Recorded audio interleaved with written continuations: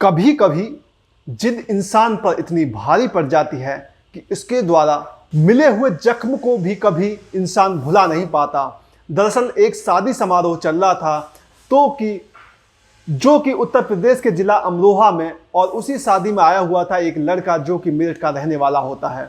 उस शादी में एक लड़की को देखता है और लड़की को देखते ही वो उसको पसंद कर बैठता है और सीधा अपने माँ और बाप से कहता है, मुझे ये लड़की पसंद आ गई है, मैं इससे शादी करना चाहता हूँ। दरअसल वो लड़की उसके सगे मामा की लड़की थी और यह दोनों आपस में मामा फूफी के बच्चे होते हैं। तो जब लड़का जिद करता है तो वो बात लड़की तक पहुंच जाती है और लड़की ने जैसे ही यह बात सुनी, लड़की को थोड़ा गुस्सा आ जाता है। वह लड़की शादी से इनकार कर देती है, कहती है कि मैं तुम्हारी शक्ल भी देखना पसंद ना करूं। लड़का जब यह बात सुनता है तो उस लड़के को इतना गुस्सा आ जाता है कि उसने कहा कि अब तो चाहे जो भी कुछ हो जाए, शादी तो तुमसे ही करूंगा।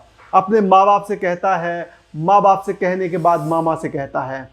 कुल मिलाकर शादी की बात तय हो जाती है और शादी हो भी जाती है।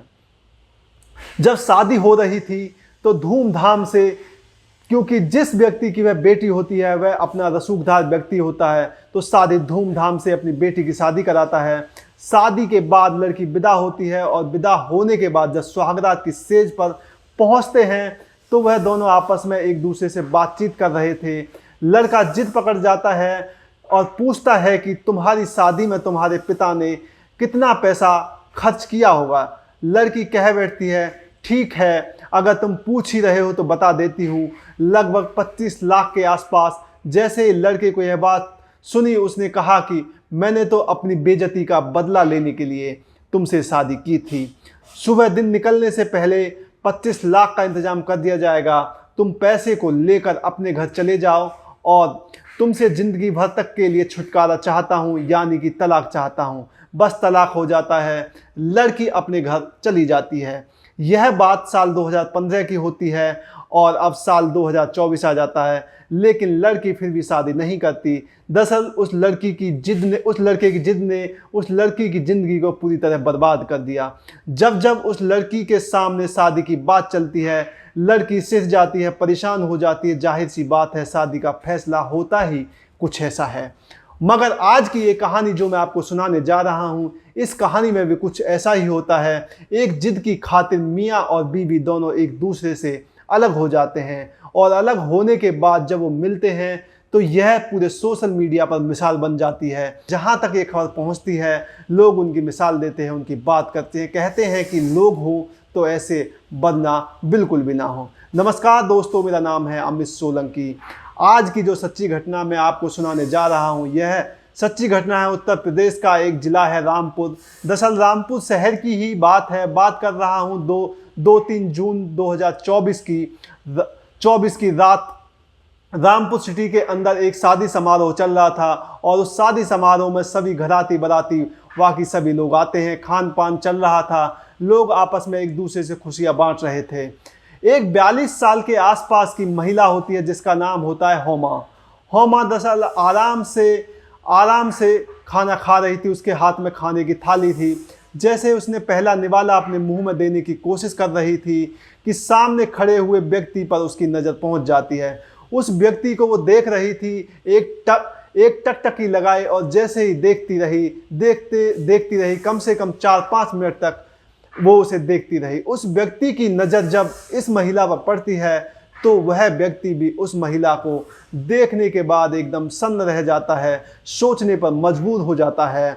और देखता क्या है कि लगभग इसमें 12 साल से में कितना ज़्यादा परिवर्तन आ चुका है। जब पहले थी तो कितनी खूबसूरत लगती थी, कितना अच्छा दिखती थी, अब तो सूख रही है, कमज़ोर हो रही है। आखिर हुआ क्या है? लेकिन ना लड़का उस लड़की से कुछ बोलता है, ना ही लड़की उस लड़के से कुछ बोलती है।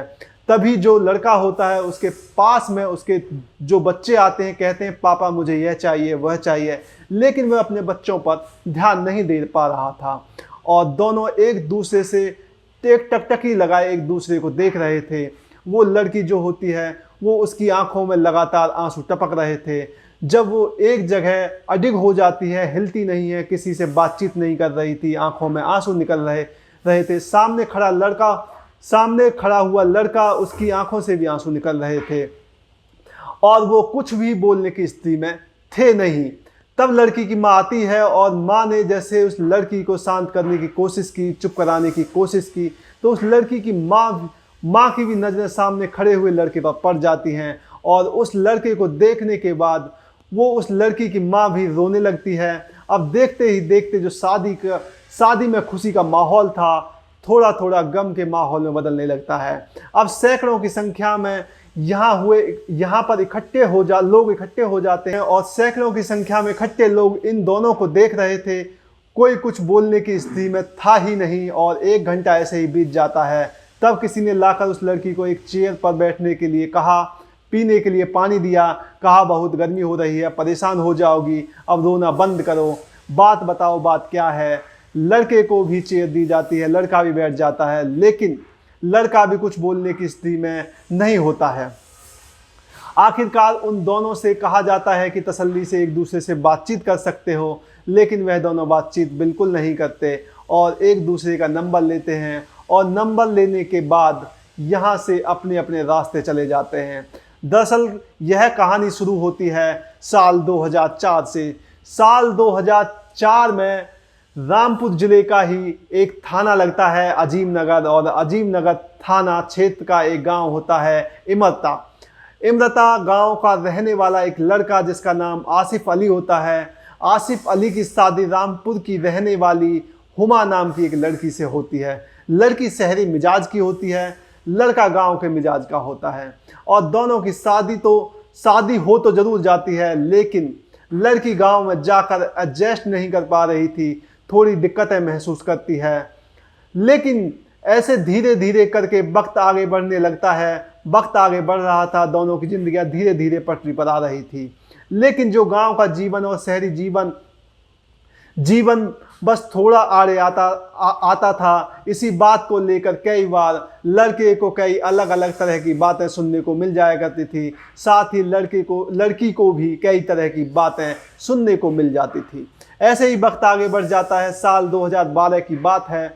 इन दोनों के बीच कुछ इस तरह से खटास पैदा हो जाती है कि ये दोनों एक दूसरे से बेइंतहा लड़ना शुरू कर देते हैं। जबकि इनको 4 बच्चे पैदा हो जाते हैं, 3 लड़कियां और एक लड़का पैदा होता है। अब दोनों परिवार वालों की सहमति के बाद इन दोनों का तलाक हो जाता है। बाकायदा इसकी पंचायत बैठती है और पंचायत में जो लोग फैसला लिया जाता है, इस फैसले को दोनों परिवार आपस में मान्य कर लेते हैं और मान्य करने के बाद लड़के के हिस्से में 2 बेटियां और एक बेटा आता है और लड़की के हिस्से में एक लड़की आती है। और यहाँ से तलाक होने के बाद दोनों एक दूसरे से हमेशा हमेशा के लिए अलग हो जाते हैं। अब एक दूसरे के बारे में ना किसी को जानने की कोशिश की और वह कहाँ है, किस हाल में है, कैसे रह रहा है। वह जो लड़का होता है वह अपने 3 बच्चों के साथ अपनी ज़िंदगी गुजार रहा था, इधर वो लड़की अपनी एक बेटी के साथ ज़िंदगी गुजार रही थी। धीरे धीरे करके ऐसे वक्त आगे बढ़ने लगता है।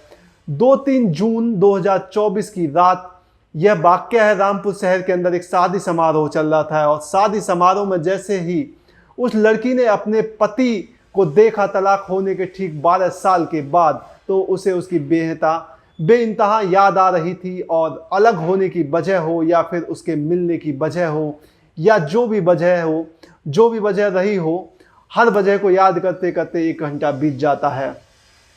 दोनों एक दूसरे को देखते हुए सिर्फ आंखों से आंसू बह रहे थे और यहाँ से जब अलग होते हैं तो नंबर लेते हैं और नंबर लेने के बाद दोनों ने जब एक दूसरे को मैसेज किया तो मैसेज करने में सिर्फ सबसे खूबसूरत बात यह थी कि उन दोनों के मुंह से कुछ नहीं निकल रहा था कि मुझे हो सके तो माफ़ कर देना। दोनों के मुंह से जब ये बातें निकल रही थी, मैसेज पर ये माफ़ी मांगने का सिलसिला शुरू हुआ तो दोनों आपस में बातचीत करने लगते हैं। लड़के ने लड़की से कहा कि तुम्हारी जो कुछ उम्र भी अब दिखने लगी है, तुम लगभग 42 साल के आसपास हो चुकी हो। लड़की कहती है तुम भी तो कम से कम 45 साल के आसपास हो चुके हो, जब शादी हुई थी तो कितने हैंडसम थे। उसने कहा कि जो जिंदगी की रंगत थी तुम्हारे जाने के बाद वो ख़त्म हो गई। दोनों एक दूसरे से जब उस वक्त पहली बार मिले थे तब में और अब में काफ़ी फ़र्क हो जाता है। फिर से दोनों आपस में बातचीत का सिलसिला बढ़ने लगता है और बातचीत का सिलसिला कुछ ऐसे बढ़ने लगता है कि दोनों एक दूसरे के करीब आ जाते हैं और कहते हैं कि अगर कोई एतराज़ ना हो तो क्या हम एक दूसरे से शादी कर सकते हैं, फिर से निकाह कर सकते हैं। जब बात निकाह की आती है तो लड़की ने अपने परिवार वालों से और लड़के ने अपने परिवार वालों से बातचीत की और बातचीत करने के बाद जो भी एक नियम होता है शादी को बहाल करने के लिए, उस नियम के हिसाब से इन दोनों की 8 जून 2024 को शादी हो जाती है, यानी दोबारा शादी हो जाती है। शादी होने के बाद जो चारों बच्चे थे जो अलग अलग हुए थे, पिता के हिस्से में 3 बच्चे आए थे और माँ के हिस्से में 1 बच्चा आया था, अब वो सारे बच्चे एक साथ मिल जाते हैं तो मिलकर बेहद खुश होते हैं। इतने लंबे साल बीतने के बाद भी बच्चे जो थे 3, वो अपनी माँ को कहीं ना कहीं भूल चुके थे और एक बेटी जो माँ के साथ रहती थी वो अपने पिता को भूल चुकी थी।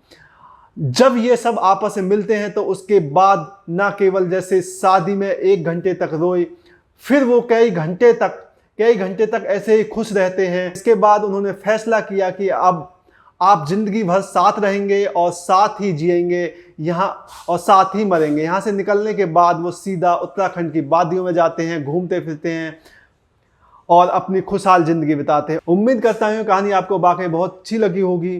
किस तरह से अलग होने के किस्से तो आपने बहुत सारे सुने होंगे, लेकिन अलग होकर मिलने का जो ये एक सिलसिला था, यह एक कहानी है वाकई भावुक करने वाली है। और यह कहानी कहीं ना कहीं सोशल मीडिया पर आजकल लोगों के बीच एक मिसाल बनी हुई है। लोग इस कहानी को लेकर काफ़ी अप्रियंस कर रहे हैं, आपस में एक दूसरे की तारीफ कर रहे हैं। अलग हुए तो ऐसे हुए कि मिले नहीं और तब मिले तो ऐसे मिले जैसे कि कभी अलग हुए ही नहीं।